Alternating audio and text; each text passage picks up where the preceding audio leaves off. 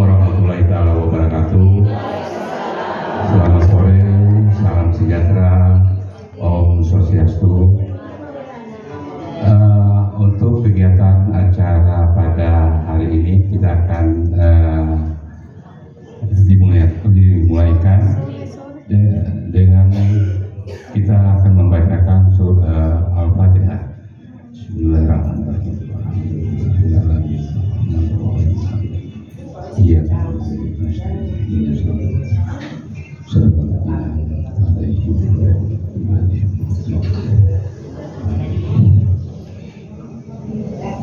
Amin amin. Kemudian untuk mempersingkat waktu, kami mengundang kepada Bapak Prof untuk dapat menyampaikan kegiatan-kegiatan untuk pada sore hari ini. Kami persilakan, Pak.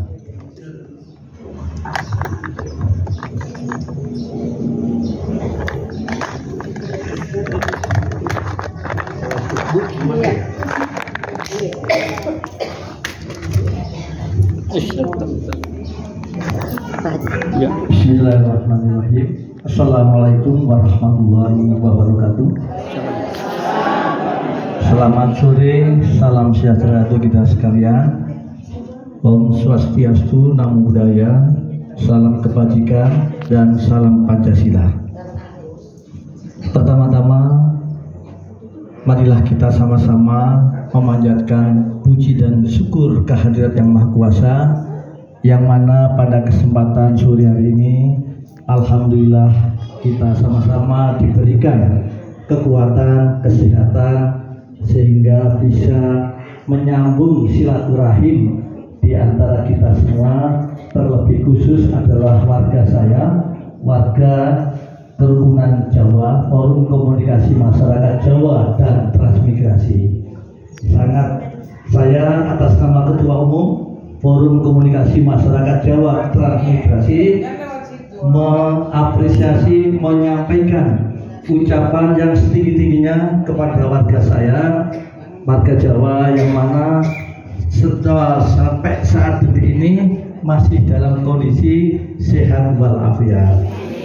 Adapun tujuan dan kami hadir di keluarga Bapak Bambang Suwadi selaku sesepuh warga Jawa, maka dengan izinnya beliaunya saya minta kesediaan waktu dan tempatnya untuk bisa menyampaikan sepatah dua patah kata yang terkait dengan calon kandidat, yaitu Gubernur Sulawesi Tengah. Insya Allah 2027 kita semua akan menentukan pilihannya.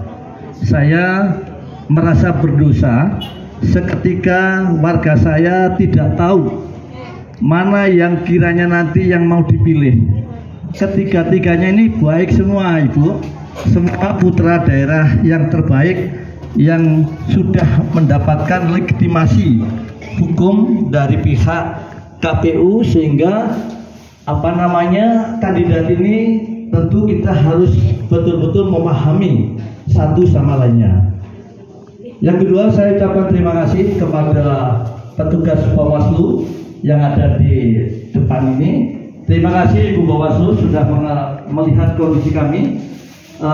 Terpisah saya sampaikan sama beliaunya bahwa pertemuan ini adalah pertemuan keluarga untuk supaya tidak salah dalam menentukan sikap terhadap pemimpin kita yang ada di Sulawesi Tengah nanti. Seketika kita salah menentukan, maka akan merugikan semuanya yang ada di masyarakat Sulawesi Tengah. Jadi intinya saya selaku Ketua Umum perlu menyampaikan yang pertama adalah dari tiga sosok atau tiga kandidat adalah tadi saya sampaikan bahwa semuanya baik, tapi ada yang lebih baik, ada yang terbaik. Yang terbaik inilah nanti menjadi sebuah pertimbangan bagi Bapak Ibu sebelum masuk di TPS, sebelum menentukan sikapnya di KPU dan di bilik TPS untuk menyoblos yang mana kira-kira yang perlu diambil. Saya hanya memberikan referensi, dari ketiganya ini setelah saya analisa, setelah saya amati, setelah saya pelajari, ada satu yang menurut kami selaku Ketua Umum Forum Komunikasi Masyarakat Jawa dan Transmigrasi, khususnya juga warga saya yang ada di luar Kota Palu di daerah transmigrasi, juga saya sampaikan seperti ini. Dari ketiganya yang pas menurut kami, warga Jawa adalah di nomor 2. Kenapa nomor 2? Satu, tentu semua sudah bisa memahami. Pertama adalah dari sisi akademisinya. Ya, dari sisi akademisinya ini dari ketiganya ya saya lihat cukup mumpuni, cukup mempunyai nilai pengetahuan yang luar biasa. Yang nomor 2 ini pendidikan tertinggi adalah doktor. Kebetulan yang dimiliki oleh pasangan 02. Yang kedua wakilnya magister kesehatan. Nah, yang lainnya saya nggak tahu. Ya, tapi ini sebagai pertimbangan yang kemudian mumpuni dalam bekerja. Pengalaman birokrasi, saya yakin dan percaya Bapak Ibu sudah pernah melihat di televisi bahwa di Morowali pun Bapak Ibu juga sudah lihat hasilnya Morowali seperti apa. Kemudian kalau kita bicara wakil juga demikian, wakilnya juga mumpuni dari segi kesehatan. Setelah saya pelajari apa yang ada sebagai program jargonnya, visi yang ada di dalam melekat kepada kandidat, ada 9 program kalau tidak salah seperti itu. Ada 9 program tentu yang berkepihakan kepada masyarakat. Saya hanya ingat 2 yang cukup menjadi pemikiran saya yang perlu harus saya sampaikan kepada Bapak Ibu sekalian. Yang pertama saya melihat ada namanya berani cerdas. Berani cerdas ini artinya ada 2 versi, Bu.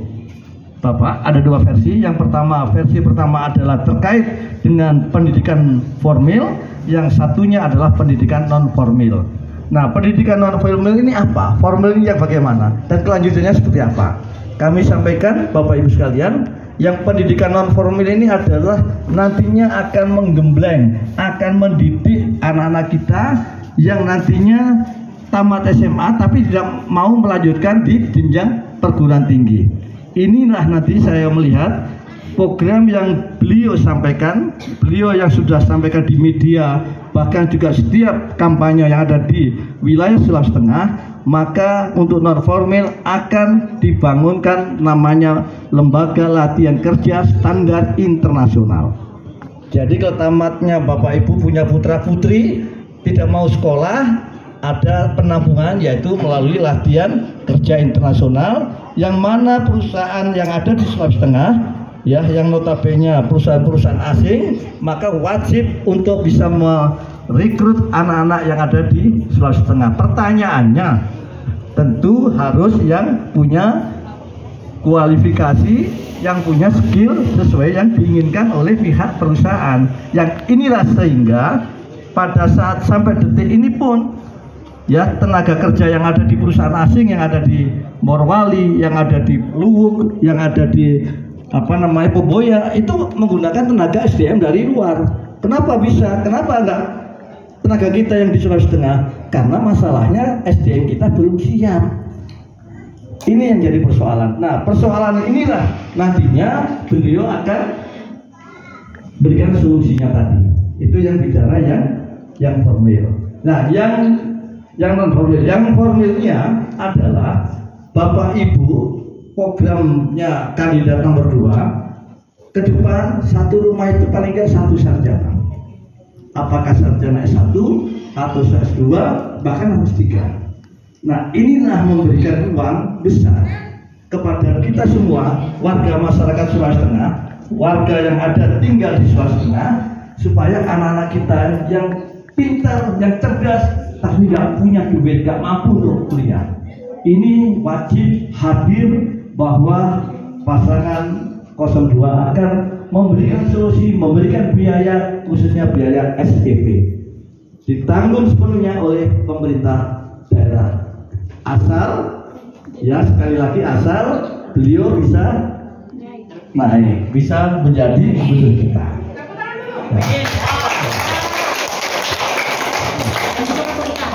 Jadi kalau sudah seperti itu, tentu kita nggak ada namanya garis kemiskinan dalam tanda kutip masalah kesenjangan pendidikan, karena terjawab.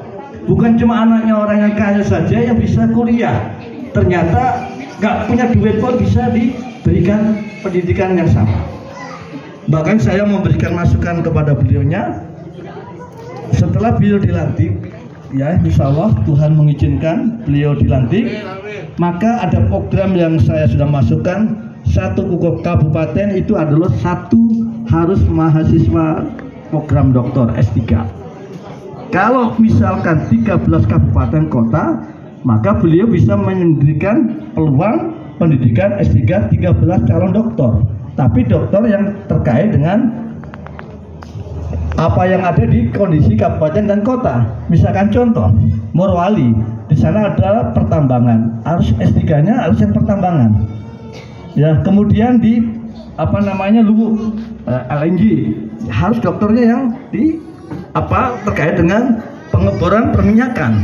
Nah, begitu pula di Sulawesi Tengah yang ada di misalkan Kota Palu, ada namanya tambang emas, harus juga dokter yang memang spesifik di tambang emas. Sehingga pada saat kita membutuhkan, perusahaan itu membutuhkan sumber daya manusia, maka tidak perlu memanggil atau mengambil dari luar Kota Palu atau Sulawesi Tengah. Mampulah kita mengatasi persoalan itu. Ini yang beliau selalu tekankan dimanapun beliau memberikan semacam orasi.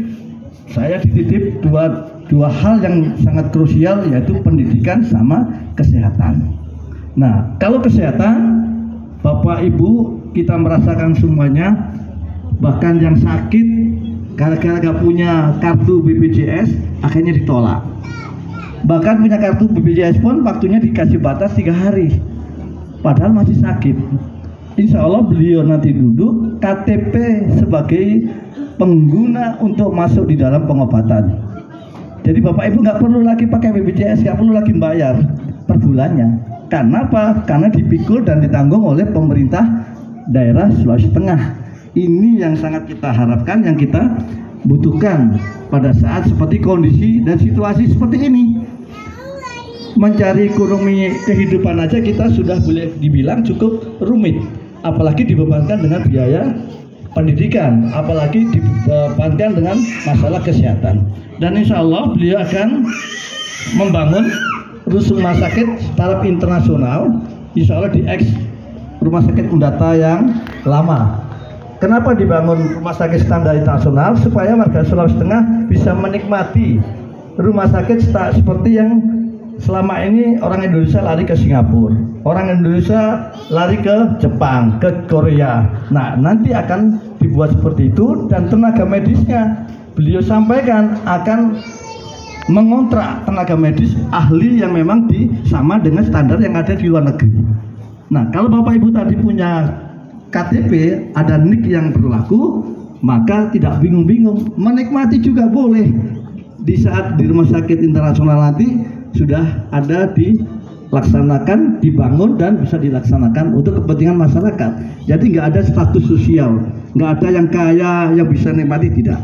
Karena KTP kan sama, NIK-nya kan sama, beda. Jadi siapapun silahkan nanti bisa dimanfaatkan seketika program-program beliaunya nanti akan dilaksanakan. Dan saya yakin 9 program itu akan dilaksanakan. Bukan dadakan kok Bapak Ibu. Program yang 9 yang sudah dituangkan dalam visi misi beliau itu bukan bim salah bim, tapi sudah dilaksanakan saat beliau menjabat Bupati di Morowali selama 2 periode. Tinggal sekarang karena bukan kabupaten provinsi, maka ada peningkatan peningkatan perluasan kerjanya, sehingga tinggal melanjutkan. Jadi pengalaman yang pernah dilakukan selama 10 tahun di Kabupaten Morowali, karena kesuksesan sana, maka ingin memberikan kesuksesan juga yang ada di Sulawesi Tengah sebagai insya Allah Bapak Gubernur kita di 2024. Ya, kira-kira seperti ini nanti kita bisa tanya jawab. Ya, tanya jawab ini tujuannya apa? Karena kami selaku saya juga Ketua Umum di Forum Komunikasi Masyarakat Jawa Transmigrasi, saya juga ditunjuk beliau juga selaku pembina di Barisan Berani. Jadi nggak abal-abal, saya juga punya SK. Nggak mungkin saya berani berdiri di sini tanpa dipayungi dengan hukum. Nah, inilah barangkali yang nanti kita bisa, Bapak Ibu nggak usah minder atau ragu, silakan. Karena tugas saya sebagai Ketua Umum Forum Komunikasi Masyarakat Jawa dan Transmigrasi menginginkan apa sih yang menjadi persoalan yang ada di tengah-tengah keluarga kita semuanya. Ini penting buat saya. Seketika apapun saran masukan dari Bapak Ibu ini, maka saya akan teruskan kepada beliaunya untuk mengambil sebuah kebijakan supaya dipahami kekurangan-kekurangan. Mohon maaf kalau misalkan beliau nggak bisa hadir di sini, tentu dengan berbagai pertimbangan faktor kesibukan yang luar biasa. Olehnya itu, anggaplah saya gubernurnya, wakil beliau. Dan yakin dan percaya, Bu, apa yang Ibu tanyakan nanti akan saya teruskan karena saya punya YouTuber. Ya, apapun yang Bapak Ibu tanyakan nanti masuk di sini. YouTuber inilah sebagai pertanggungjawaban kepada beliaunya. Nanti saya bertanggung jawab kepada beliaunya bahwa sudah melakukan menyerap aspirasi keinginan masyarakat yang ada di Kota Palu. Saya rasa ini dulu kita diskusi atau tanya jawab supaya saya pulang juga ada oleh-oleh untuk pasangan kandidat nomor 2. Kalau pulang nggak ada oleh-oleh, nanti ditanya apa yang diinginkan. Wah, saya juga bingung mau jawab apa kalau nggak ada keinginan dari Bapak Ibu. Silahkan bertanya apapun yang terkait dengan 9 program yang sudah dibuat dalam paparan visi misi beliau selama menjadi gubernur 5 tahun ke depan dari 2024 sampai 2029. Silakan Bapak Ibu, kami berikan kesempatan. Terima kasih. Ya, silakan. Oh ya, silakan.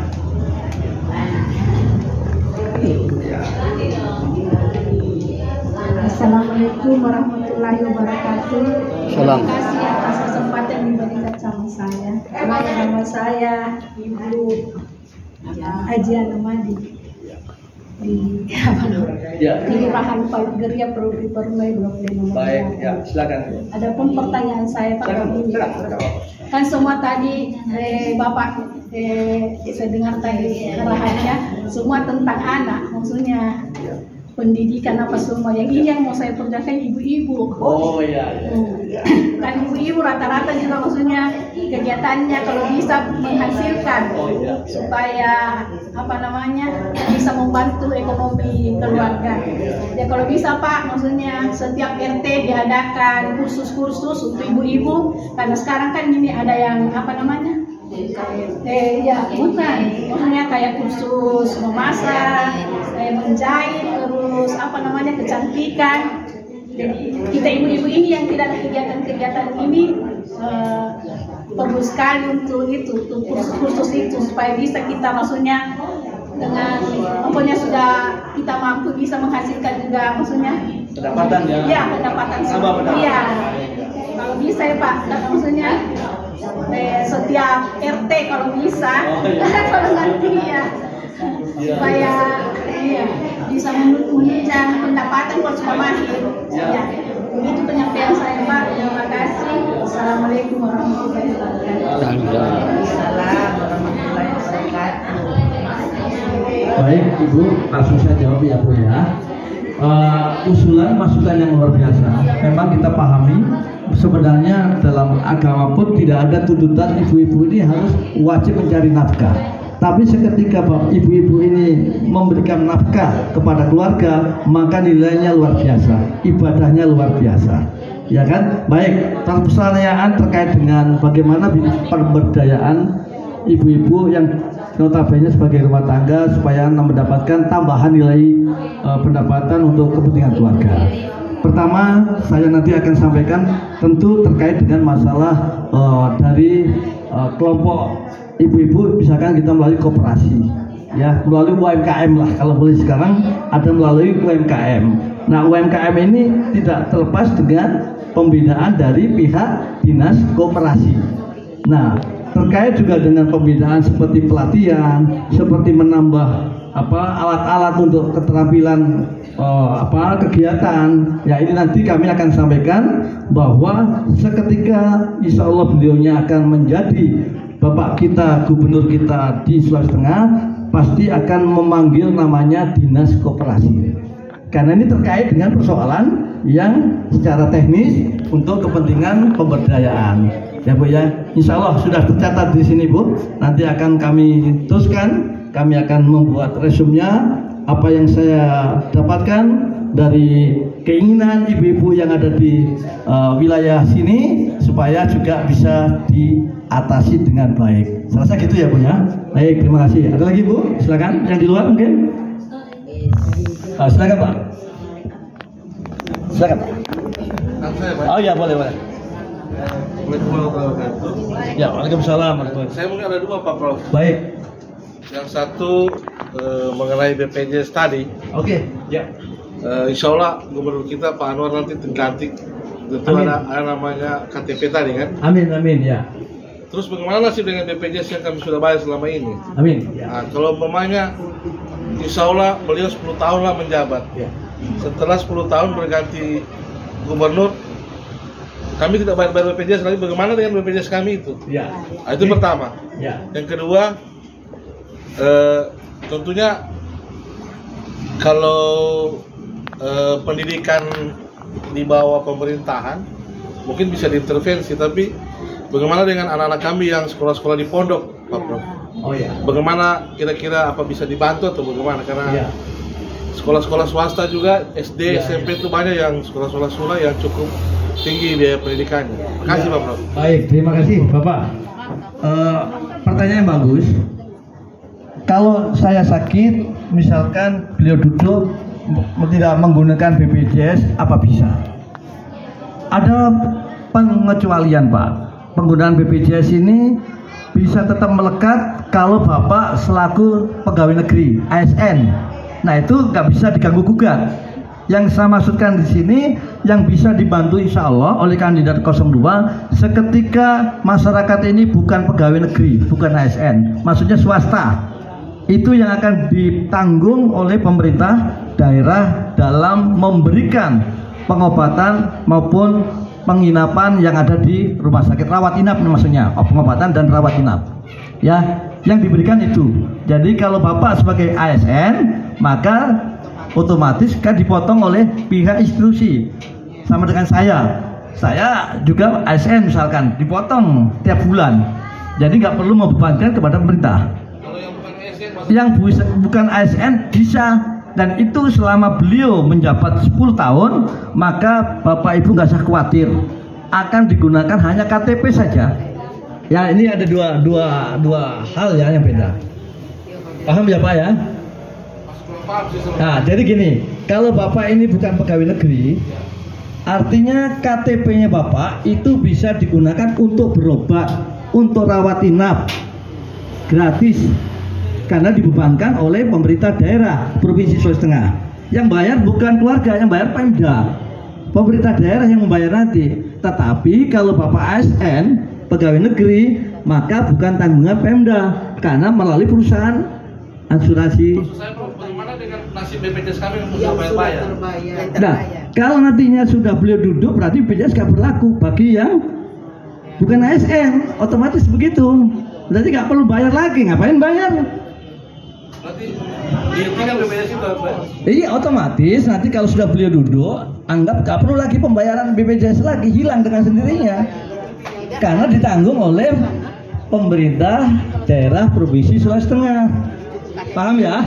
Nah, jadi kalau Bapak PNS, tetap ya Bapak yang bayar, karena dipotong dengan sendirinya. Boleh, paham ya? Oke, yang kedua terkait dengan masalah pendidikan.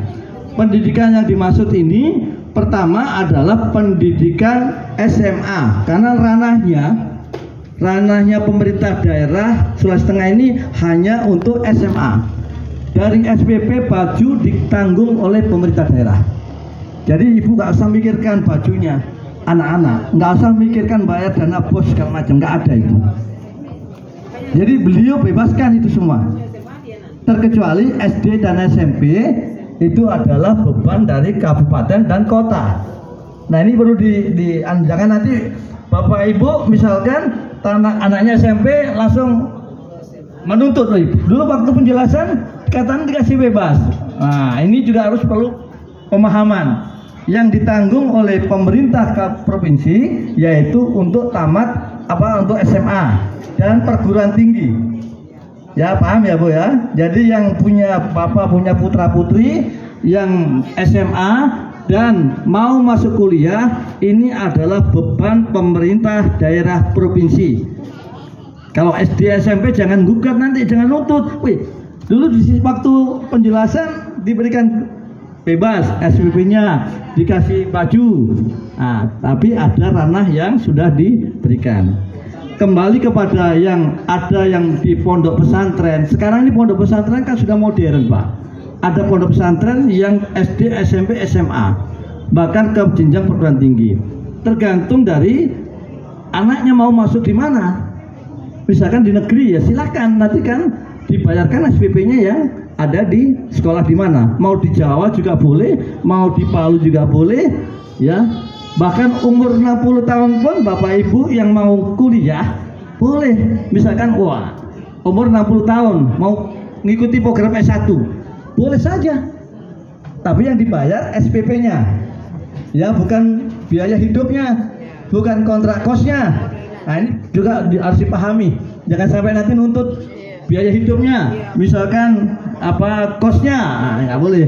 Hanya khusus SPP yang diberikan oleh Bapak Gubernur kita di pasangan 02. Ya, paham ya Bu ya? Pas ya? Baik, ada lagi? Silakan. Kesempatan Bu, saya ingin membawa oleh-oleh ini untuk beliaunya supaya kalau banyak pertanyaan, banyak masukan kan senang beliau.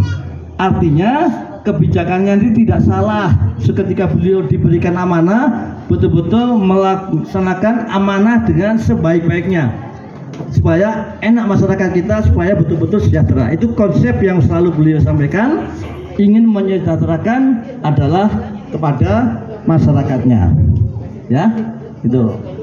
Silakan Bapak Ibu. Oke, silakan Bu. Ya.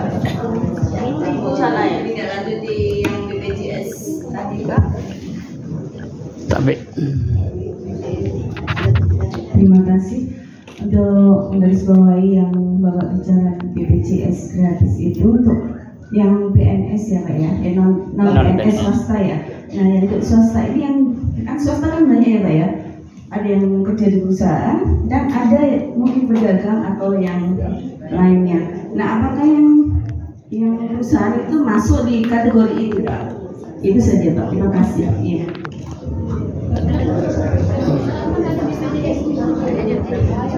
Baik, terima kasih Ibu.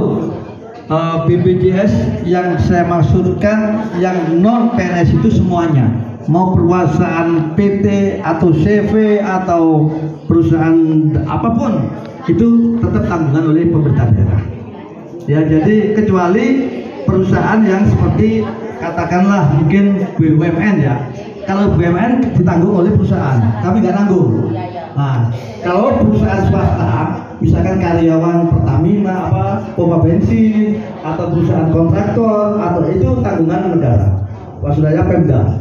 Tapi kalau perusahaan BUMN, katakanlah anaknya pegawai bank, Telkom, PLN, itu tidak ditanggung karena memang sudah ditanggung oleh negara.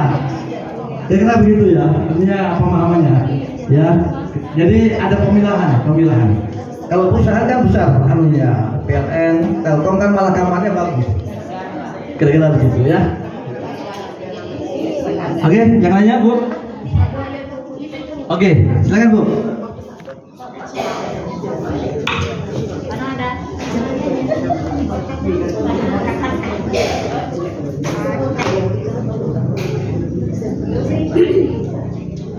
Terima kasih banyak atas kesempatannya. Perkenalkan saya Ayu. Bisa duduk ya. Terkait BPJS gratis ini kan menarik buat kita. ingin saya tanyakan, BPJS gratis yang seperti apa yang dimaksud Pak? Apakah ketika kita sakit cukup bawa KTP ke Faskes, fasilitas kesehatan, terus setelah tunjukkan KTP kita akan gratis gitu tahu dilayani? Atau ada lagi prosedurnya? Atau ada lagi prosedurnya seperti kalau yang sekarang ini kan, yang sekarang ini yang sudah saya alami, kita ke dinas sosial dulu, dan itu yang diterima itu harus rawat inap. Kalau yang dimaksud dengan programnya Bapak ini, apakah kita tinggal bawa KTP, terus habis itu sudah gratis, tinggal berobat pulang sehat begitu? Nah, seperti itu pertanyaannya. Nah, karena tadi dikatakan rawat inap toh, nah, bagaimana dengan yang rawat jalan? Seperti itu kurang lebih. Ya, baik, ini pertanyaan penekanan sebenarnya. Jadi apapun yang dikatakan Bapak Ibu ini sakit, seketika masuk di rumah sakit hanya menunjukkan KTP langsung bisa dirawat sesuai dengan penyakitnya. Kalau penyakitnya mungkin nggak terlalu parah, cuma flu atau demam, dan ada misalkan hasil pemeriksaan dari dokter bisa rawat jalan, ya rawat jalan. Kalau menginap, ya langsung menginap. Semua ditanggung oleh pemerintah daerah provinsi. Jadi nggak mengeluarkan 1 peser pun duit. Iya, jadi ibu tinggal pulang, ya. Administrasinya ada yang tinggal melaporkan aja Bu ya rumah sakit, nagih ke pemerintah daerah. Kalau seperti sekarang kan prosedurnya kan seperti itu. Nggak dipakai prosedur itu. Intinya memberikan pelayanan. Ya. BPJS-nya menunggak kan ada yang namanya rehab itu toh. Ya. Jadi kita nanti yang tadi sudah saya bilang, saya sampaikan, kalau sudah programnya Pak Dr. Anwar Hamid ini sudah jalan, dilantik dan jalan, maka BPJS itu nggak dipakai. Kecuali pertama ASN, pegawai negeri, yang kedua adalah pegawai perusahaan negara. Nah, yang selebihnya digunakan untuk kepentingan berobat, termasuk rawat inap di dalamnya. Kalau mau rawat inap, sama rawat jalan nggak dipungut biaya. Ya, baik ya. Iya, terima kasih. Ada YouTube-nya, nanti saya kirim salah satu. YouTube ini sebagai saksi bahwa kami betul-betul menyerap informasi keinginan, aspirasi dari semua masyarakat yang ada di Kota Palu, sehingga nggak bisa dibohongi.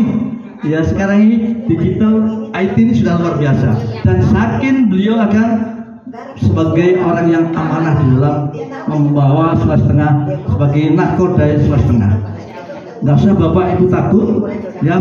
Perahu berani ini, kalau boleh saya bilang, perahu berani nahkodanya ya luar biasa, pengalaman luar biasa. Nah, untuk mewujudkan itu semuanya tentu diisi dengan penumpang-penumpang yang ada di Sulawesi Tengah ini, supaya juga bisa mengantar kemana maunya penumpang ini.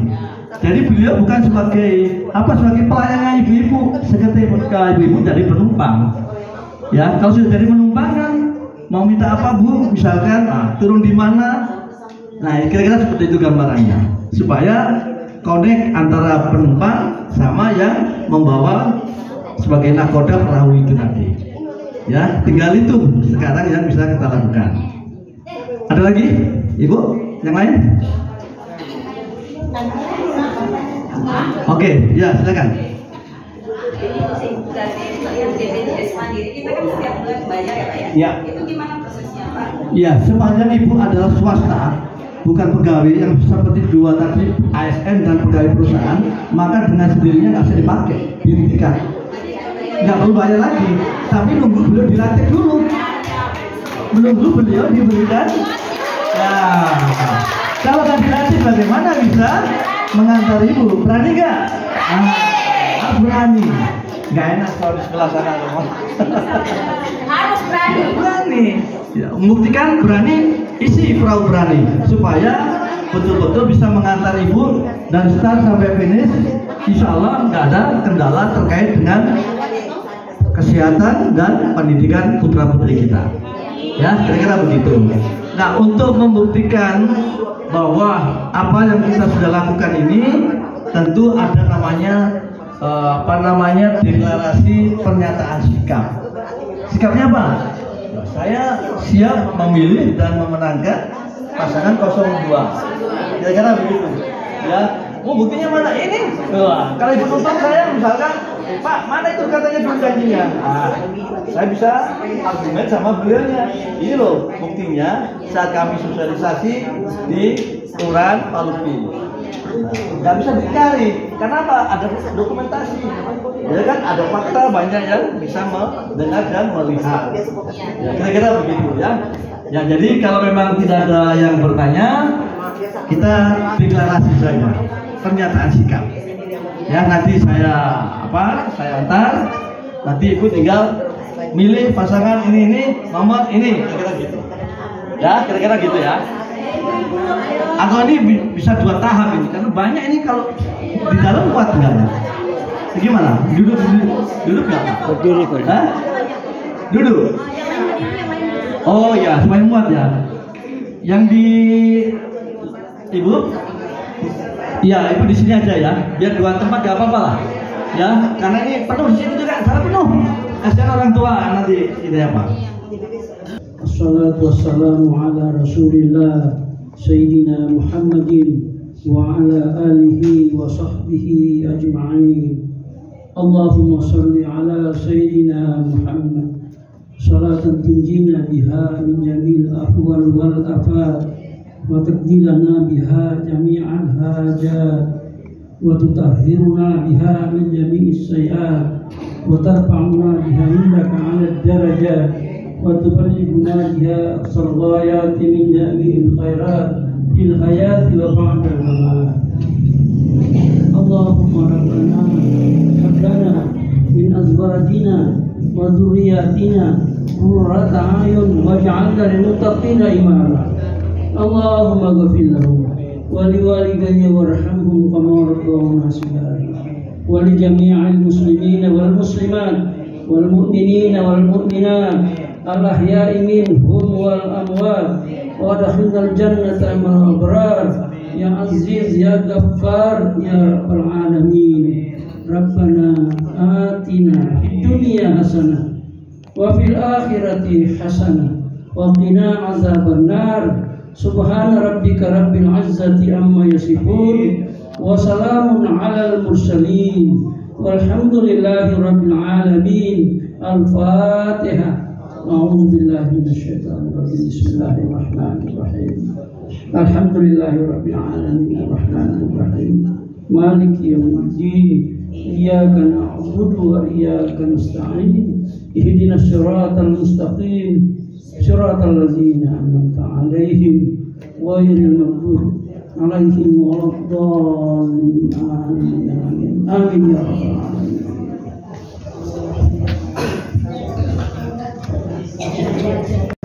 Baik, terima kasih atas sosialisasi yang telah disampaikan oleh Pak Prof dalam rangka untuk pemilihan yang direncanakan tanggal 27 November 2024. Dan atasnya kami mengucapkan terima kasih. Sekian, billahi taufiq wal hidayah. Assalamualaikum warahmatullahi taala wabarakatuh. Oke, boleh. Ini video apa? Oh iya, oke sih. Ya, kita coba dulu. Bismillahirrahmanirrahim. Pernyataan sikap warga masyarakat Jawa yang berada di Kelurahan Palupi, Kota Palu, mendukung dan mencoblos pasangan, nanti saya bilang pasangan Arwah dan Reni ya. Kalau saya bilang mendukung dan mencoblos pasangan Arwah dan Reni ya. Jadi saya ulang ya, pernyataan sikap mendukung dan mencoblos pasangan Anwar Reni sebagai Gubernur dan Wakil Gubernur Sulawesi Tengah periode 2024-2029. Pilih nomor ya. Oke, kita ulangi ya. Oke. Tuh ibu yang baju merah nggak kelihatan bu. Baju merah maju. Maju sini bu. Ya, udah. Merah berani. Berdiri. Ya. Ya. Oke? Boleh, boleh, sip. Kalau saya bilang nanti mendukung dan mencoblos langsung pasangan Anwar ini. Oke ya. Ya, mulai. Bismillahirrahmanirrahim. Pernyataan sikap warga masyarakat Jawa, Kelurahan Palupi, Kota Palu, mendukung dan mencoblos sebagai Gubernur dan Wakil Gubernur Sulawesi Tengah periode 2024-2029. Pilih nomor. Oke. Ya. Alhamdulillah. Oke. Boleh? Nah, ganti. Ya. Siap, Pak De? Siap. Oke. Bapak Ibu sekalian yang ada di depan, mohon saya bacakan dulu supaya nanti tidak tumpang tindih. Kalau saya sampaikan pernyataan sikap warga masyarakat Jawa yang ada di Kelurahan Nunu, Palupi, Kota Palu, mendukung dan mencoblos langsung pasangan Anwar Reni. Pasangan Anwar Reni dulu ya. Nah, kemudian saya bacakan sebagai Gubernur dan Wakil Gubernur Sulawesi Tengah periode 2024-2029. Pilih nomor, baru jawab 2 ya. Oke ya, kita coba ya. Baik, bismillahirrahmanirrahim. Pernyataan sikap warga masyarakat Jawa, Kelurahan Palupi, Kota Palu, mendukung dan mencoblos ya sebagai Gubernur dan Wakil Gubernur Sulawesi Tengah periode 2024-2029. Pilih nomor. Oke, kita ulang ya, sekali lagi ya. Saya kompak, yang di atas belum kompak tadi. Ya, siap Pak De? Oke. Bismillahirrahmanirrahim. Pernyataan sikap warga masyarakat Jawa, Kelurahan Palupi, Kota Palu, mendukung dan mencoblos sebagai Gubernur dan Wakil Gubernur Sulawesi Tengah periode 2024-2029. Pilih nomor. Siapa kita? Ya, oke, terima kasih Pak De. Sip. Ya, Bapak Ibu sekalian, untuk keberkahan kegiatan deklarasi warga Jawa yang ada di Palupi, kita mendengar sekaligus ada dari Pak Imam mendoakan supaya apa yang dicita-citakan masyarakat yang ada di Palupi dan kebutuhan juga keberkahan buat kandidat kita nomor 2 supaya ada keberkahannya. Pak Imam, Ustadz. Oh, Pak Ustadz Haji Mustafa. Monggo Pak Ustadz.